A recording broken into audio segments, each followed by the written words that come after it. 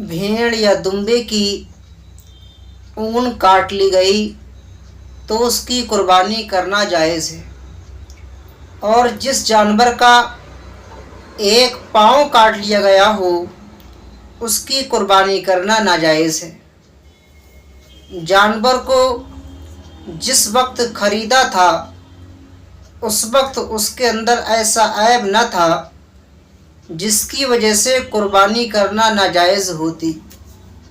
बाद में वो ऐब पैदा हो गया। अगर वो शख्स मालिक निसाब है तो दूसरे जानवर की कुर्बानी करे, और मालिक निसाब नहीं है तो उसी की कुर्बानी कर ले। ये उस वक्त है कि उस फ़कीर ने पहले से अपने ज़िम्मे कुर्बानी वाजिब न की हो, और अगर उसने मन्नत मानी कि बकरी की कुर्बानी करूँगा और मन्नत पूरी करने के लिए बकरी ख़रीदी, उस वक्त बकरी में ऐसा ऐब न था, फिर पैदा हो गया, उस सूरत में फ़कीर के लिए भी यही हुक्म है। फ़कीर ने जिस वक्त जानवर ख़रीदा था उसी वक्त उसमें ऐसा ऐब था जिसकी वजह से कुर्बानी नाजायज़ होती है, और वो ऐब कुर्बानी के वक्त तक बाकी रहा, उसकी कुर्बानी कर सकता है। और गनी ऐबदार ख़रीदे और ऐबदारी ही की कुर्बानी करे तो ये नाजायज़ है। और अगर ऐबी जानवर को ख़रीदा था और बाद में उसका ऐब जाता रहा तो गनी और फ़कीर दोनों के लिए ये हुक्म है कि उसकी कुर्बानी करे।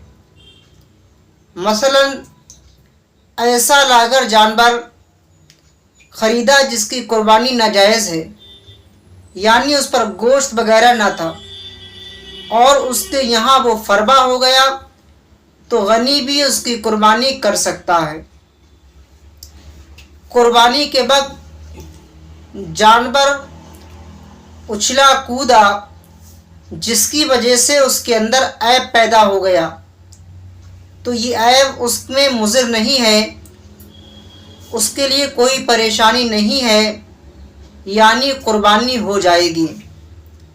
और अगर उछलने कूदने से ऐब पैदा हो गया और वो छूट कर भाग गया और फ़ौरन पकड़ लाया गया, ज़िबा कर दिया गया, जब भी कुर्बानी हो जाएगी।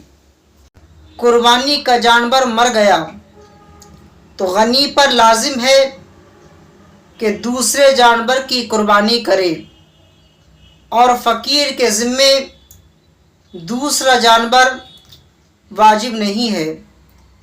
और अगर कुर्बानी का जानवर गुम हो गया या चोरी हो गया और उसकी जगह दूसरा जानवर ख़रीद लिया, अब वो मिल गया, तो गनी को इख्तियार है कि दोनों में से जिसको चाहे कुर्बान कर ले, और फ़कीर पर वाजिब है कि दोनों की कुर्बानी करे। मगर गनी ने अगर पहले जानवर की कुर्बानी की तो अगरचे उसकी कीमत दूसरे से कम हो तो उसमें कोई हर्ज नहीं है, और अगर दूसरे जानवर की कुर्बानी की उसकी कीमत पहले वाले जानवर से कम है तो जितनी कमी है उतनी रकम सदका करेगा, और अगर पहले को भी कुर्बान कर दिया तो अब वो तसद्दुक उस पर वाजिब नहीं है, यानी सदका करना उस पर वाजिब नहीं है।